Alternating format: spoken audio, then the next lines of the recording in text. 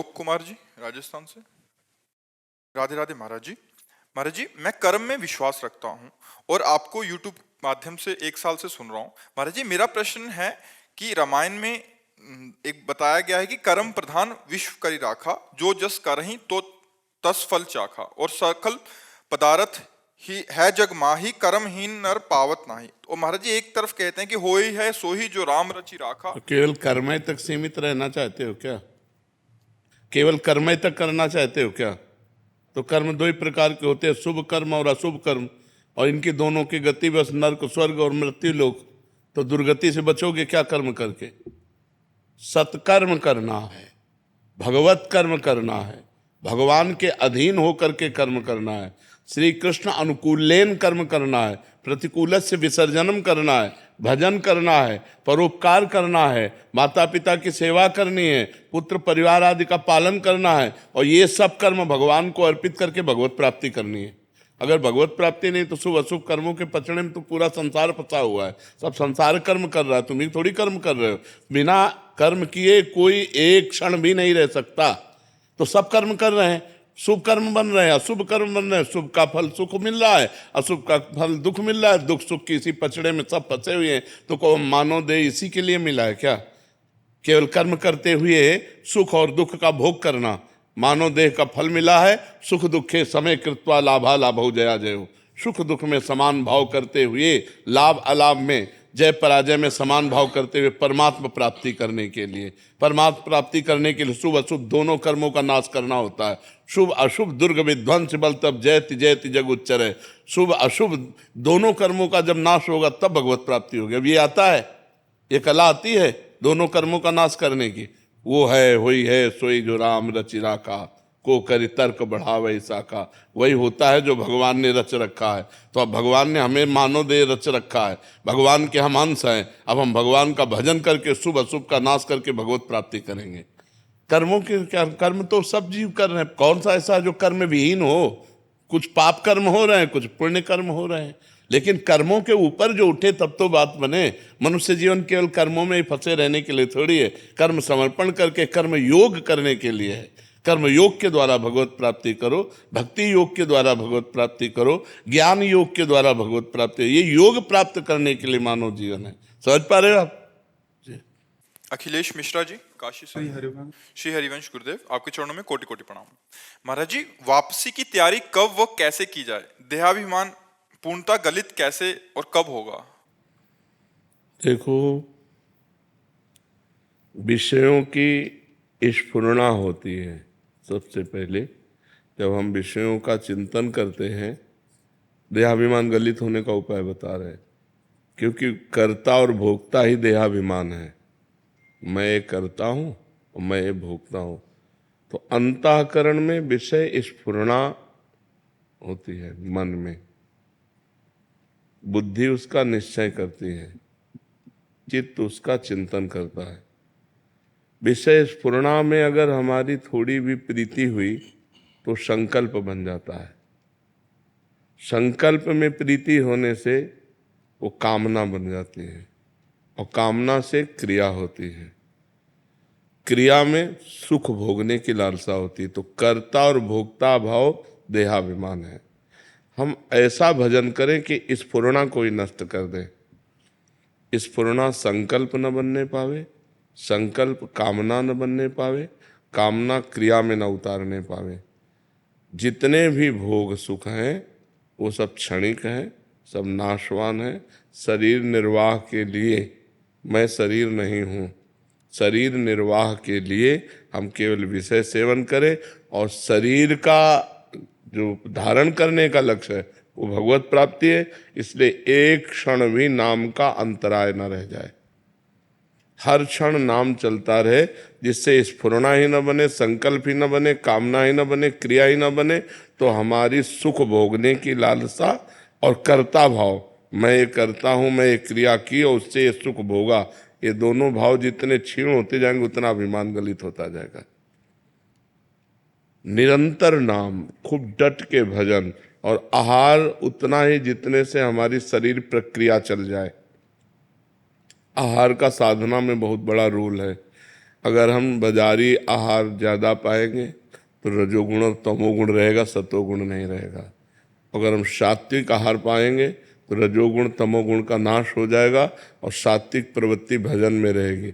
और जितना भजन में सात्विक प्रवृत्ति रहेगी उतने देहाभिमान गलित होता जाएगा।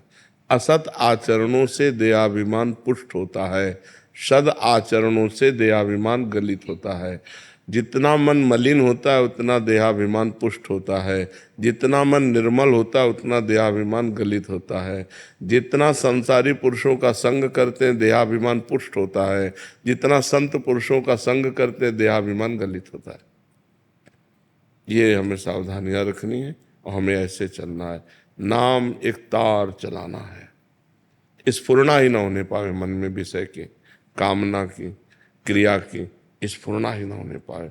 और क्रिया करना ही है हमको। जैसे आप ऑफिसर हो तो अपने डिपार्टमेंट में आपको कार्य करना है, तो सब में भगवत स्वरूप देखते हुए अपने कर्तव्य के अनुसार व्यवहार करते हुए बिल्कुल निरपेक्ष रहते हुए, करते हुए भी नहीं कर रहे हैं, नहीं करते हुए भी कर रहे हैं। इस स्थिति में जब तक हम नहीं आएंगे तब तक देहाभिमान गलित नहीं होगा।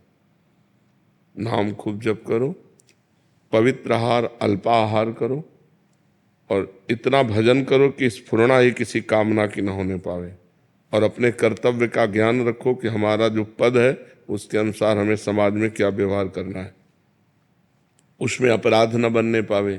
तो इसी से भगवत कृपा से देहाभिमान गलित होकर यंत्रवत क्रियाएं हो रही, कर्ता आप नहीं हैं। जैसे इनके शरीर की क्रियाएं हो रही, आप कर्ता अपने को नहीं मानते, ऐसे इस शरीर की क्रियाएं हो रही तो आप अपने को कर्ता नहीं मानते।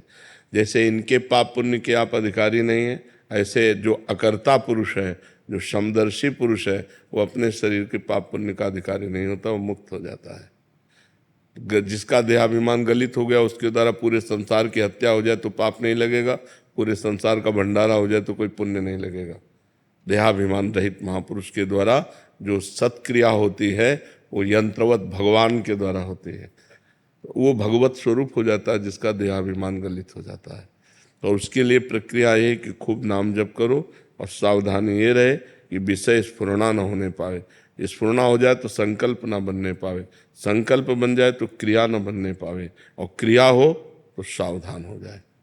अब वो फंसा लेगी क्रिया, क्रिया में उतर गया तो फिर कर्ता भाव से फंसा लेगा, और जहाँ कर्ता भाव है तो भोक्ता भाव अपने आप उसे भोगना पड़ेगा। अवश्य में वो भोक्तव्यम कृतम कर्म शुभाशुभम, शुभ अशुभ कर्म का कर्ता फल को जरूर भोगेगा, उसका सुख दुख फल भोगेगा। अहंकार विमूढ़ आत्मा, मूढ़ता में अहंकार होता है, ज्ञान में अहंकार नहीं होता है। तो ये ज्ञान रखो, हर समय सावधान रहो, खूब नाम जप, बस खास बात नाम जप है। जितना नाम जप करोगे उतने ज्ञान विज्ञान प्रकट होता चला जाएगा, अहंकार गलित होता चला जाएगा। समझ पा रहे आप? मोहन गुप्ता जी सूरत से। श्री हरिवंश महाराज जी हम शास्त्रों के वचनों को श्रद्धा से सुनते हैं। श्री नाम की महिमा, प्रसाद की महिमा, धाम, हरि कथा, साधकों के जीवन में जो भी शुद्ध भक्ति के अनुरूप होता है उसे करने का प्रयास भी करते हैं। पर महाराज जी फिर भी ये अनुभव होता है कि मन अभी शुद्ध नहीं है, मन एकाग्र नहीं है, भीतर से तल्लीनता नहीं हो रही, कामना अनर्थ की निवृत्ति नहीं हो रही। महाराज जी ऐसा अंदर से बना रहता है। महाराज जी ऐसी अवस्था में भजन की कमी है, सुनने मात्र से काम नहीं चलता। हम ज्यादा पढ़ने और सुनने में समय नहीं लगाया, करने में लगाया है।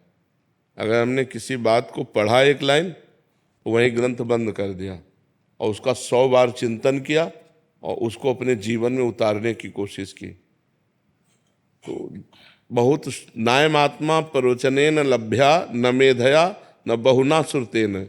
ये आत्मबोध न तो बहुत प्रवचन करने वाले को मिलता है, न बहुत प्रवचन सुनने वाले को मिलता है, न बहुत बुद्धिमान को मिलता है। जो वर्ण कर लेता है उसको मिलता है। आचरण में उतारो, खूब नाम जप करो, अभी सब संशय खत्म हो जाएगा, मन निर्मल हो जाएगा। रात दिन नाम का चिंतन करते हुए नाम जप करो, नाम का चिंतन करते हुए नाम जप। जैसे आप मान लो महामंत्र जपते हैं तो पूरी लाइन आपके महामंत्र की दिमाग में लिखी होनी चाहिए, उसी को सुनो, उसी को बोलो। मान लो दिमाग में एकदम चल रहा है हरे कृष्ण कृष्ण कृष्ण हरे हरे राम राम राम। हरे कृष्ण हरे, रोना आने लगेगा। आप देखो चिंतन करते हुए जप करो तो अभी हृदय इतना निर्मल होने लगेगा कि अश्रु प्रवाह आने लगेगा नाम जप में। अब वो चल रहा है माला अंगुली में, जबान में नाम और मन संसार में, तो कनेक्शन सही नहीं है। जब तीनों का कनेक्शन एक बैठ जाएगा, मन, जिह्वा और माला, तब आनंद आने लगेगा। खूब जप करो, 1 मिनट भी खाली मत रहो। पता नहीं कौन सा मिनट हमारी जिंदगी का आखिरी मिनट हो और उस समय हम कुछ और चिंतन कर रहे हो। इसलिए हमें सावधानी पूर्वक भजन में लगना चाहिए। जब भजन में लगोगे तो संशय, मलिनता, ये सब नष्ट हो जाएगा। अपने आप हृदय में आनंद का अनुभव होने लगेगा। महाराज जी जैसे गुरुजन आज्ञा करते हैं कि 11 माला करो, 16 माला करो, 32, ये 64। केवल केवल लगाने के लिए है। ये केवल प्रारंभिक साधक को लगाने के लिए है कि अब एकदम नहीं जप रहा तो दीक्षा दी गई, कहा गया 11 माला तो आपको जपना ही है, कि चाहे जितना आप बिजी हो आप 11 माला कीजिए। लेकिन ये हद नहीं है भजन की, ये भजन की हद नहीं है। भजन तो बेहद है, जो हद बेहद है उसकी कोई गणना नहीं है। भगवान की प्राप्ति के लिए कोई गणना नहीं कि भगवान 11 माला में मिलेंगे कि 21 माला में मिलेंगे। वो तो जब निरंतर प्रीति पूर्वक भजन किया जाता है, भगवान के सिवा और कुछ याद न रहे, केवल भगवान की चाह रह जाए, मैं भगवान का, भगवान मेरे, तब भगवान की प्राप्ति होती है। महाराज जी जैसे ये तो उत्तम साधक और ये उत्तम अवस्था प्राप्त करने के लिए उत्तम साधन है महाराज जी। महाराज जी जैसे संसार में बहुत सारे ग्रस्त जन हैं जो ड्यूटी पे भी जाते हैं, सब कुछ करते हैं, उनके लिए महाराज जी कठिन हो जाता है जब आप ये बोलते हो कि ऐसा करना है। तो महाराज जी जो नाम जप की संख्या होती है वो भी छोड़ देते हैं। अब हमारे साथ महाराज जी मिलते रहते हैं तो कहते हैं कि उसको छोड़ देते हैं, फिर उसमें करने लग जाते हैं। कुछ समय में ही मन 1-2 दिन तो ठीक चलता है, तीसरे दिन फिर वहीं पटक देता है, फिर वो संख्या भी जाती है और मतलब जो नाम का जो एक अभ्यास वो भी चला जाता है। तो महाराज हाँ, हमने ये कहा है कि 11 माला जो संख्या है वो तो, जैसे अब आप 1 माला लिखित किए तो 10 माला ऐसे करो। ऐसा हाँ, अब जैसे आपका मन 50 नाम में लगा कि लिखने में लगा तो शेष माला से पूरा करो। कुछ 10 मिनट 15 मिनट लेखनी का अभ्यास करो, क्योंकि सबका मन एकाग्र तो है नहीं, मन बड़ा चंचल है, एक क्षण में विषयों में भाग जाता है। यदि हम एकाग्रता पूर्वक 10 मिनट अभ्यास करें और शेष अपनी संख्या पूरी करें और रोज बढ़ाते चले जाएं, मान लो क्रम से महीना 15 दिन 10 मिनट चले, फिर हम 15 मिनट चलने लगे, फिर 20 मिनट चलने लगे, पर हमारी संख्या पूरी 11 की होनी चाहिए। कि महाराज जी कोई 6 महीने से जुड़ा है, कोई साल से जुड़ा है, तो सिद्धावस्था वाली बात करने लग जाते हैं कि अभी वो भी जाता है, कुछ दिन बाद वो कहते हैं कि बाबा नाम भी छूट गया। हाँ, नहीं नहीं, नियम तो पूरा ही करना चाहिए, शेष समय में ये कर लेना चाहिए। जैसे 1 माला ध्यान पूर्वक कर लिया और 10 माला गणना पूर्वक कर लिया तो गुरु आज्ञा का पालन हो गया। देखो, भाव को भाव अनख आलसहु, नाम जपत मंगल यदि सिदसहु।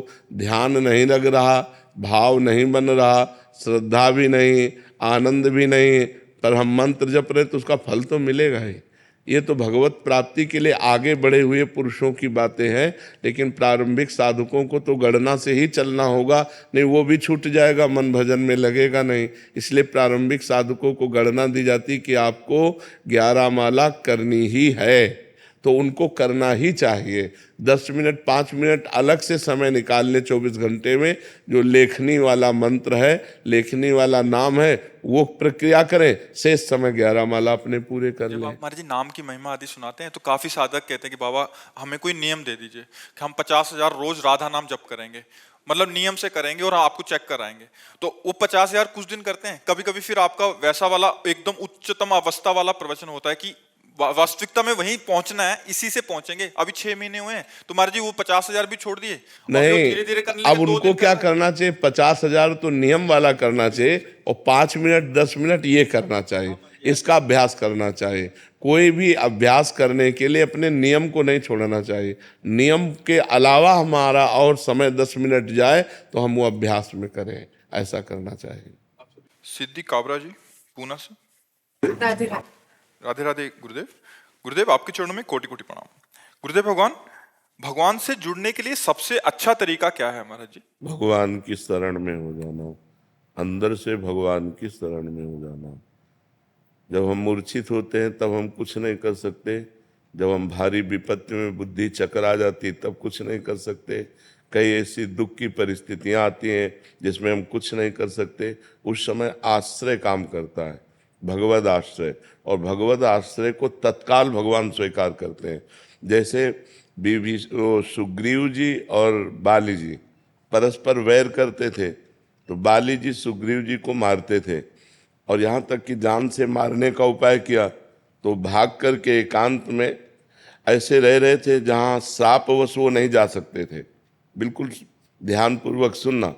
तो दूर से देखा दो राजकुमार आ रहे हैं, तो उसको संशय हुआ सुग्रीव को कि बाली तो ऋषि के श्रापवश यहाँ नहीं आ सकते, हो सकता है इन राजकुमारों को भेजा हो। तो हनुमान जी महाराज को भेजा।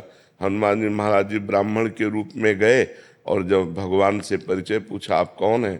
तो उनका, हम दशरथ पुत्र राम लक्ष्मण हैं, हमारी पत्नी को कोई अपहरण करके ले गया है, उसकी हम खोज कर रहे हैं। तो हनुमान जी महाराज चरणों में गिरे, अपने प्रभु को पहचान करके और अपने कांधे पे बैठाल करके लाए। तो सुग्रीव दूर से ही देख के समझ गए कि मित्र पक्ष है, क्योंकि कांधे पे बैठाल के ला रहे हैं। अब सुग्रीव जी ने आज तक कोई भगवान की प्राप्ति का साधन नहीं किया था। भगवान और सुग्रीव जी को हनुमान जी मिला रहे हैं, मतलब भक्त के द्वारा भगवान की आश्रय वृत्ति प्राप्त होती है। सुग्रीव जी को विश्वास दिलाने के लिए भगवान ने अग्नि को साक्षी किया और कहा, हम आज से आपको सखा भाव से स्वीकार करते हैं, अर्थात आप हमारे मित्र हैं। किस भय से तुम यहाँ रह रहे हो? तो उन्होंने बताया, हमारा भाई ही है, तो हमारा दुश्मन वो हमें मारने के लिए तैयार है, तो उनका एक बाण से मार दूंगा, तुम उससे चिंता न करो। सुग्रीव जी ने जब भगवान की बाहुबल की रक्षा से किष्किंधा का राज्य प्राप्त किया, भगवान ने बाली को मारा, तो 4 महीने भगवान प्रवर्षण पर्वत पर रहे, एक दिन भी नहीं गया। भयवश ऋष्यमुख पर्वत पर प्राण छुपाए रहता था। भगवान के आश्रय से किष्किंधा का राजा बना, एक दिन भी दर्शन नहीं करने गया, ऐसी इनकी भक्ति थी, केवल आश्रय। तो जब बाली को भगवान ने मारा तो बाली ने पूछा, मैं बैरी सुग्रीव प्यारा, कारण कवन नाथ में मारा, मैं आपका दुश्मन हो गया और सुग्रीव आपका प्रिय हो गया, ऐसा क्या? हम दोनों भाई हैं, जानते हम कितने भजनानंदी हैं, हमने कोई साधन भजन नहीं किया, इसने कोई साधन भजन नहीं किया, आपने मुझे क्यों मारा, इसका पक्ष क्यों लिया? तो भगवान ने कहा, ये मेरा शरणागत है, शरणागत का मित्र मेरा मित्र होता है, शरणागत का शत्रु मेरा शत्रु होता है, ये मेरा प्रण है। तो आश्रय मात्र से भगवत प्रीता प्राप्त होती है। अन्य साधन फिर धीरे धीरे हम करते रहें, लेकिन हृदय से जब हम भगवान को अपना मानने लगते हैं, हे भगवान मैं आपका और आप मेरे, भगवान मेरे मैं भगवान का, मैं किसी का नहीं, भगवान का सिर्फ, इतनी बात हृदय में आ जाए तो सहज में भगवत प्राप्ति हो जाए, सहज में भगवत। पर ये आना बड़ा कठिन है, क्योंकि जब तक सबकी ममता ताग बटोरी, मम पद मन ही बांध बर डोरी, तब तक बात नहीं बनेगी। सबसे प्यार समेटकर एकमात्र भगवान के चरणों में जब तक अर्पित नहीं किया जाता, तब तक आश्रय पुष्ट नहीं होता। जननी जनक बंधु सुतदारा, तन धन धाम सुहृद परिवारा, सबकी ममता ताग बटोरी, मम पद मन ही बांध बर डोरी। भगवान कह रहे, सबका प्यार, सबकी ममता को समेटकर जो मेरे चरणों में समर्पित कर देता है, वो मेरा आश्रित हो जाता है, और मेरे आश्रित को त्रिभुवन में कभी कोई बाल बांका नहीं कर सकता। फिर उसके हृदय में भगवान की भक्ति के प्रभाव से शुद्ध ज्ञान प्रकट होता है, मायामल का नाश हो जाता है, वो मुक्त हो जाता है, भगवान के प्रेम को प्राप्त हो जाता है। शुभ्रा सोनी जी भोपाल से। श्री हरिवंश महाराज जी, संतोष और संयम की रेखा क्या है? अपने जीवन में संतोष और संयम कहां तक रखना चाहिए? संतोष रखने की चीज नहीं होती, वो एक स्थिति होती है। जब आवे संतोष धन, सब धन धूरि समान, गोधन गजधन बाजधन और रतन धन खान, जब आवे संतोष धन, सब धन धूरि समान। यथा लाभ संतोष सदा, काहू सो कछु न चाहोगो, कभी किसी से चाह उत्पन्न ना हो, ये संतोष की रेखा है। जैसी परिस्थिति में हो उसी में मैं राजी हूं। जोई जोई प्यारो करे सोई मुझे भावे। जैसे मुझे भगवान रख रहे हैं उतने में मैं संतुष्ट हूं। मैं किसी व्यक्ति के आगे चाह नहीं पैदा कर सकता, इसका नाम संतोष है। और संयम, धर्म विरुद्ध भोग नहीं भोग सकता चाहे मर जाऊं। जैसे श्री सदन कसाई जी जगन्नाथ जी की यात्रा को जा रहे थे, बहुत ही महान पुरुष, पर वो कसाई कुल में जन्म हुआ था। इनका स्वरूप था ये पशुओं का मांस ला के बेचते और धर्म पूर्वक चलते हो, भगवान का नाम जप करते, बड़े महान भक्त थे। देखो इनके धर्म की परीक्षा हुई। ये जगन्नाथपुरी जा रहे थे दर्शन करने, तो रास्ते में भिक्षावृत्ति से, भगवान के भक्त थे, तो एक घर में आवाज लगाई भिक्षाम दे। तो एक नौवधू निकली। और ये ब्रह्मचर्य का एक तेज होता है, भागवतिक भजन करने वालों में एक प्रकाश होता है जो सबको प्यारा लगता है। ऐसा लगता है ये हमसे बात कर लें, ये हमारी तरफ देख लें और ये हमारे बहुत प्रिय है, ऐसा सबको लगता है। जो सच्चे भजन मार्ग के पथिक होते हैं वो अपने लगते हैं। ऐसा लगता है कि काश मैं इनके संग में रह पाता। ऐसा उस नौवधू ने जे भी देखा वो लुट गई। उसने कहा यहीं पा लीजिए। अब संत सरल चित जगत हित, वो बैठ गए। संध्या का समय था, प्रसाद तो आए। भगवान की इच्छा, संतों में तो रहता ना भगवान की इच्छा, जैसी महलों में रखे चाहे झोपड़ी में बास दे। उस स्त्री ने हाथ जोड़ा और कहा महाराज जी अगर रात्रि यहीं शयन कर लो और सुबह आप, तो बड़ी श्रद्धा देखी तो ठीक है। अब रात्रि में जब शयन की स्थिति में, तब वो आकर अपनी काम वेदना प्रकट की। तो उनका देवी आपके पति हैं, आप ऐसी चेष्टा करते हैं। उसका उल्टा दिमाग चला कि मानो ये कह रहे हैं आपके पति, अगर पति ना होते तो उसने अपने पति की हत्या कर दी सोते हुए। फिर आई और कहा अब स्वीकार करो पति को मैं, उनका दुष्ट, तो उन्होंने कहा अगर मैंने हल्ला मचा दिया तो तुम्हारी अभी दुर्गति हो जाएगी। ये संयम की परीक्षा। तो उन्होंने कहा नहीं, मैं धर्म विरुद्ध आचरण नहीं कर सकता, मृत्यु को स्वीकार कर सकता हूं। उसने हल्ला मचा दिया, लोग एकत्रित। तो क्या हुआ, ये हमसे गलत करना चाहता था, हमारे पति ने रोका, पति को मार डाला और फिर गलत करना चाहता तो मैं हल्ला मचा दिया। अब वो सदन जी जय जगन्नाथ जय जगन्नाथ, भगवान आप देख रहे हो। लोगों ने मारा पीटा, बंदी बना लिया, राजा के पास ले गए। राजा ने जब ऐसी बात सुनी, दोनों हाथ कटवा दिए यहां से, और देखा कि भक्त है तो दोनों हाथ कटवाकर फांसी तो नहीं दी पर छोड़ दिया। एक भी अपराध नहीं है इसमें। लेकिन पूर्व में जिस कर्म से कसाई बने आके, तो कोई ना कोई पाप कर्म रहा ना, तो वही हाथ कटवा लिए गए। पाप यहां बिल्कुल नहीं है, पाप पूर्व का है। और यहां संयम की परीक्षा में पास हुए, लेकिन पूर्व का पाप कर्म उनके हाथ कटवा दिए। जय जगन्नाथ जय जगन्नाथ। जगन्नाथ जी पहुंचे, कहा प्रभु अब तो हाथ भी नहीं जोड़ सकते क्योंकि यही ले काट डाले गए। तो ऐसे करके जे भी किया सो नवीन हाथ आ गए, भक्तमाल ग्रंथ में लिखा हुआ है। तो संयम इतना कि चाहे मृत्यु का अवसर आ जाए पर हम अपने धर्म से विमुख ना हो। संतोष इतना, कैसी भी परिस्थितियों में किसी से हाथ ना पसारे। मंगबो भलो न बापसो जो प्रभु राखे टेक, देनहार कोई और है देत रहते दिन रैन, लोग भरम मोह पे करे तासो नीचे नैन। एक बार रहीमदास जी स्वर्ण बांट रहे थे, रत्न बांट रहे थे, बड़े धनी थे, तो ऐसे बांट रहे थे। तो लोगों ने पूछा कि आप नेत्र नीचे करके क्यों बांट रहे हैं? बोले देनहार कोई और है, वो देत रहते दिन रैन, लोग भरम मोह पे करे कि रहीम बांट रहे हैं, इसलिए तासो नीचे नैन, इसलिए मेरे नेत्र नीचे हैं।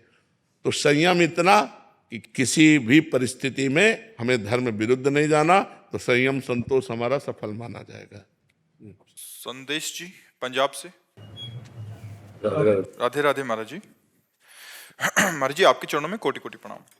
महाराज जी चिंतन को अड़िग प्रभु से जोड़ने के लिए क्या करना चाहिए, या सिर्फ ये कृपा से ही संभव है? नहीं, इसके लिए सात्विक आहार, सात्विक दर्शन, सात्विक भाषण, सात्विक श्रवण, ये अनिवार्य है। जैसे हमारा भोजन है वो सात्विक होना चाहिए, तनिक भी अपवित्रता नहीं होनी चाहिए, तब हमारा चिंतन भगवान से जुड़ेगा। पेय पदार्थ सात्विक होना चाहिए। हमारा दर्शन जैसे मोबाइल में है या बाहर है, सात्विक होना चाहिए। अगर हम गंदा दर्शन करते हैं मोबाइल में या बाहर गंदा भाव रखते हैं, फिर भजन नहीं होने वाला। हमारा खान पान सही होना चाहिए, हमारा देखना सही होना चाहिए, हमारा सुनना सही होना चाहिए, हमारा बोलना सही होना चाहिए। इनका भजन में बहुत योगदान है। देखो, हम पर कृपा तो हो चुकी है, अगर कृपा न होती तो मनुष्य शरीर न मिलता, मनुष्य शरीर मिलकर के हमको साधु संग न मिलता। अब मोहि भा भरोस हनुमंता, बिनु हरि कृपा मिले नहीं संता। तो संतों के संग में बैठे तो इसका मतलब आप कृपा पात्र तो भगवान के हो। अब आपको प्रयास करना पड़ेगा कि आपका खान पान जो भी है वो बहुत पवित्र होना चाहिए, भगवान को अर्पित किया हुआ पवित्र भोजन, पवित्र विचार, पवित्र दर्शन, और कोशिश करें पवित्र लोगों का संग। अब जैसे गंदे विचार वाले लोग हैं, गंदे आचरण करते हैं, उनका संग करेंगे तो उनके जो परमाणु हैं वो हमको बलात् गंदगी की सोचने के लिए विवश करेंगे। गंदी क्रियाओं का हमारे अंदर चिंतन होने लगेगा, गंदी बातें हमें अच्छी लगने लगेंगी।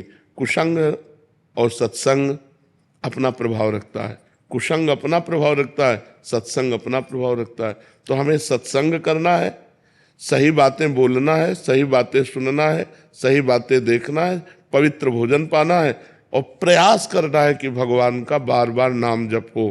फिर आप देखो आपकी उन्नति हो जाएगी अध्यात्म में।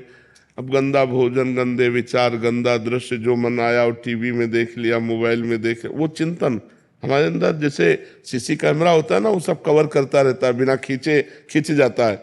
ऐसे ही मन में भगवान की तरफ से सीसी कैमरा है, वो जो देखता है, जो सुनता है, जो बोलता है, वही सब खींच लेता है। और जब आप भजन में बैठोगे तो वही सब दिखाएगा आपको। तो लगता है यार, भजन के पहले तो इतना गंदी बात नहीं आती थी, जब हम भजन करने लगे तो कितनी गंदी बात आती। तो हमको अपने सीसी कैमरे के सामने गंदी बातें नहीं लानी, गंदे दृश्य नहीं सोचना, गंदी क्रियाएं नहीं करना, तब भजन मार्ग बड़ा पवित्र मार्ग है। देखो, आपका शरीर पवित्र, आपका वस्त्र पवित्र, आपके विचार पवित्र, तो परम पवित्र भगवान का भजन बनेगा। ऐसे भजन में कहाँ फिर रुचि हो पाएगी। पापवंत कर सहज स्वभाव, भजन मोर ते भाव न काऊ।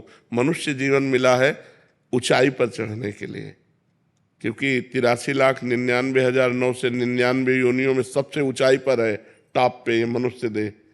अब अगर यहाँ से गिरे तो सुअर, कुत्ता, नाली के कीड़ा, भूत प्रेत क्या बनना पड़ेगा कुछ पता नहीं। तो इससे ऊपर उठना है, इससे ऊपर उठना भगवान की प्राप्ति करना, या हमारा फिर जन्म हो और परम पवित्र भारत देश में ही हो और हम भगवान का भजन करें, हम अपने राष्ट्र की सेवा करें, कोई ऐसा पद मिले जिससे निर्विकार होकर, प्रलोभन भय छोड़कर हम समाज की सेवा करें, भगवान का नाम जप करें।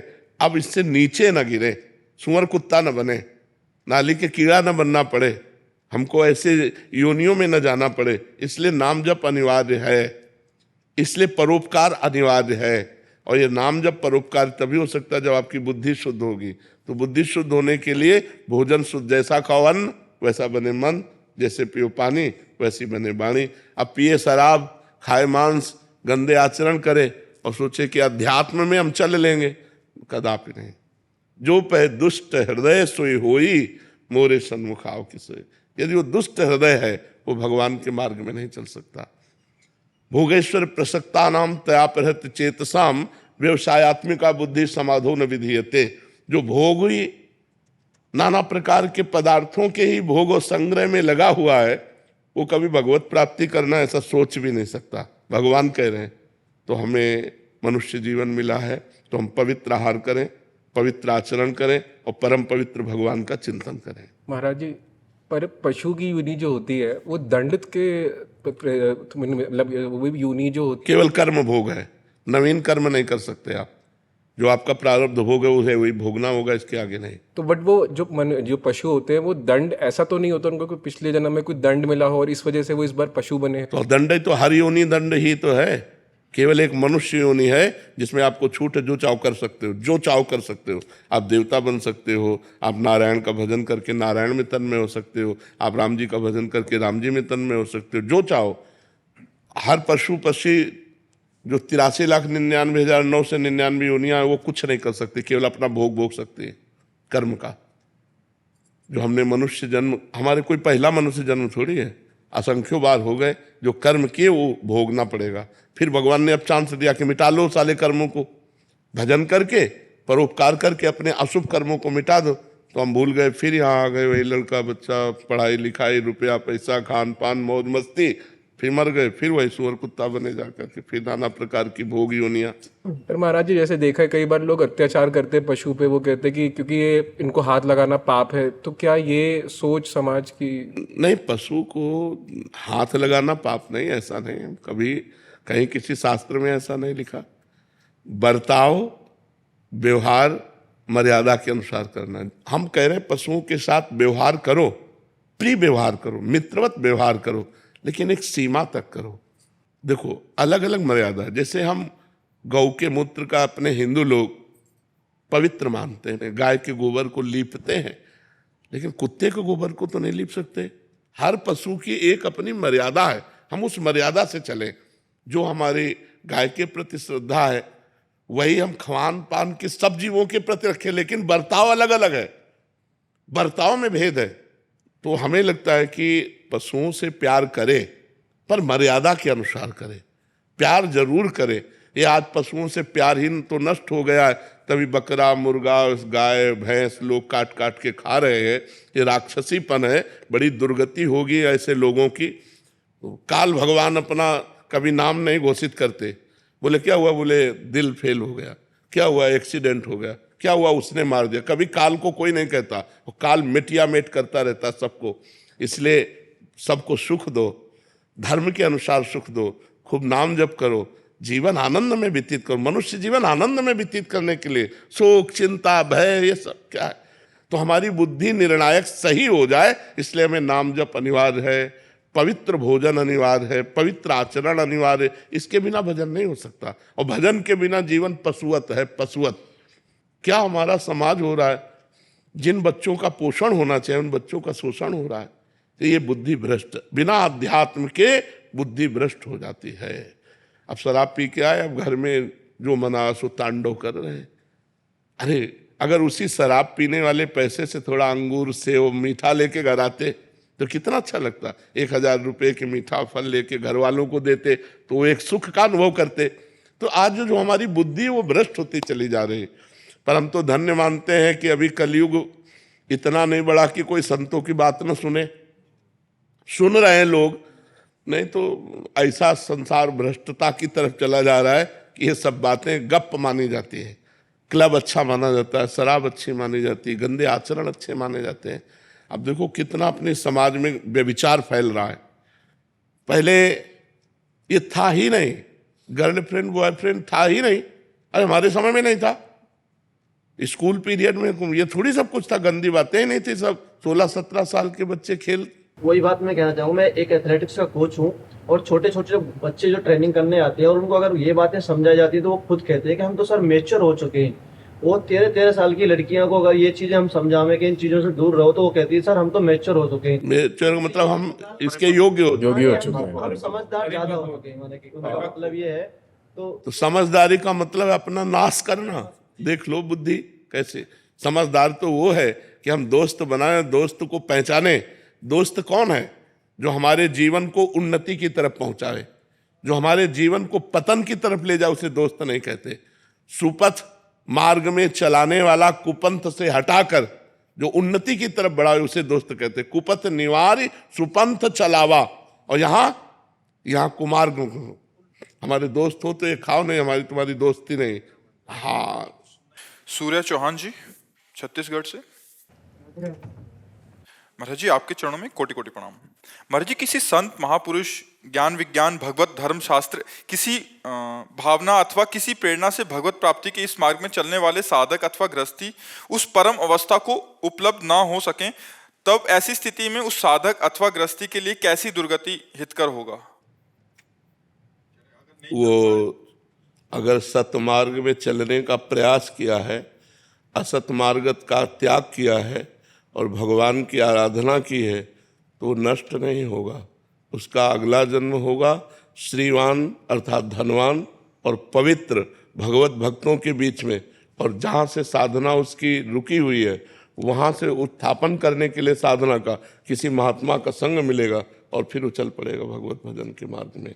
उसका ऐसा पवित्र कुल में जन्म होगा, ऐसा पवित्र वातावरण मिलेगा कि जो इस जन्म में नहीं कर पाया वो अगले जन्म में कर लेगा। भगवान के मार्ग में चलने वाले को कभी हानि नहीं होती। अगर वो भगवत प्राप्ति नहीं कर सका तो उसका अगला जन्म बड़ा प्रशंसनीय कुल में जन्म होगा, प्रशंसनीय वातावरण होगा भक्ति के अनुकूल, और जिन जिन भोगों की लालसा से उसने भक्ति में विक्षेप अपने सहा वो भोगों की बाहुल्यता होगी, और उन भोगों में वो वैराग्य करके संत समागम के द्वारा अगले जन्म में निश्चित भगवत प्राप्ति कर लेगा। उसका कभी ऐसा नहीं हो सकता कि दुर्गति हो। अगर उससे अपराध भी बने तो भी उसकी दुर्गति नहीं होगी, क्योंकि उस सतमार्ग का पथिक रहा है।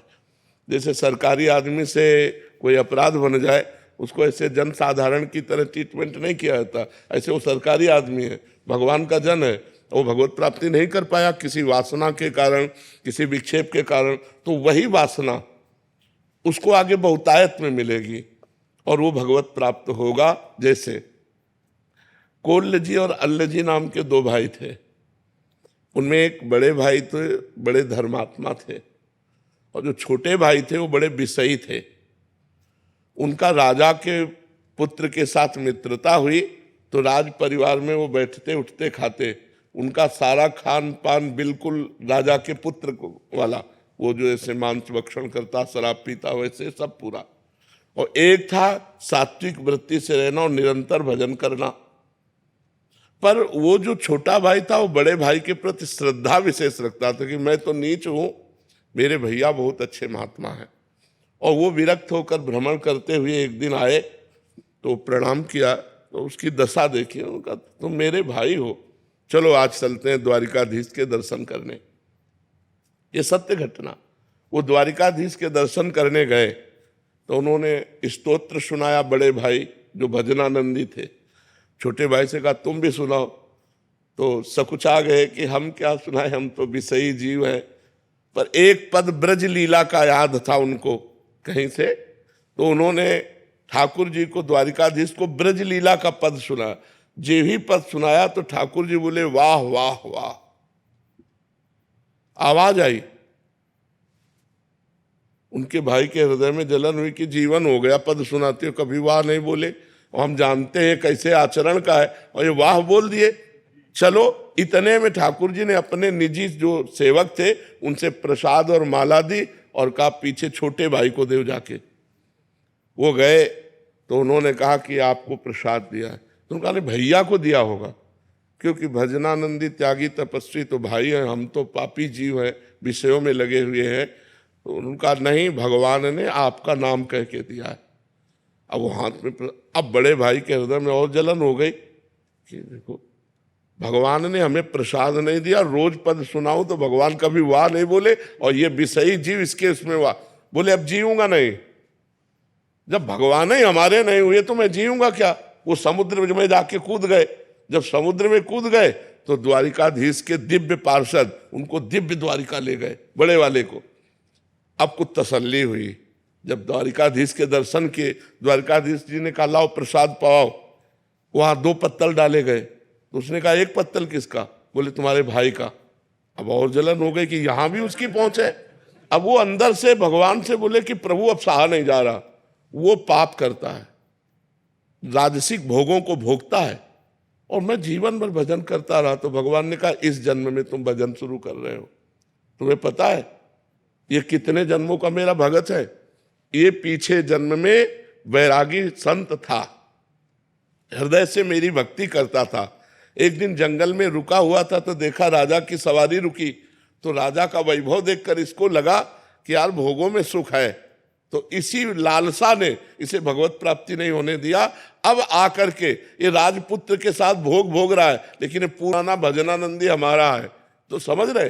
तब उनको समझ में आया। तो वर्तमान में यदि हमारी कोई वासना हमें भगवत प्राप्ति से रोक देगी तो अगले जन्म में उस वासना की बहुतायत होगी और भगवान की कृपा होगी और भगवत प्राप्ति होगी। वो छिन्न भिन्न नहीं हो जाएगा, नष्ट नहीं हो जाएगा, क्योंकि भगवान का नाम, जैसे हमने एक बार बोला राधा, अब ये अविनाशी है, अब ये भगवान की बैंक में जमा हो गया। अब हमसे कोई पाप बनेगा तो हमें दंड मिलेगा, लेकिन वो राधा नाम जो जमा है वो हमारा कल्याण कर देगा। इसीलिए सबसे कहते हैं नाम जप करो, भगवान के मार्ग में चलो, इससे तुम्हारा कभी अमंगल होने वाला नहीं। मंगल भवन अमंगल हारी है। हाँ, भगवान मंगल भवन है जी।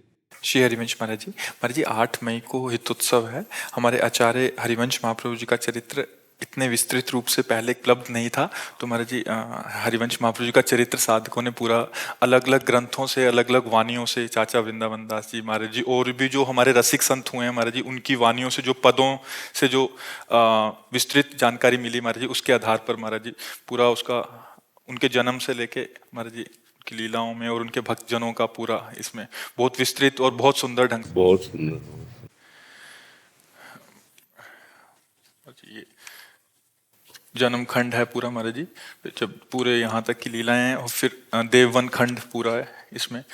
वृंदावन में जब आए, फिर वहाँ कहाँ कहाँ उन्होंने प्राकट्य किया, कहाँ कहाँ, और भक्तों से जो भक्त उनके समकालीन थे महाराज जी, ये क्या महाराज जी अपने शरणागत परिकर और भी जो हमारे रस वासनाओं को समझना चाहते हैं उनके लिए बहुत लाभप्रद रहेगा महाराज जी। पूरा साधकों ने ही पूरा किया महाराज जी आपके प्रवचनों के आधार पर महाराज जी। बिल्कुल, बहुत सुंदर, बहुत सुंदर।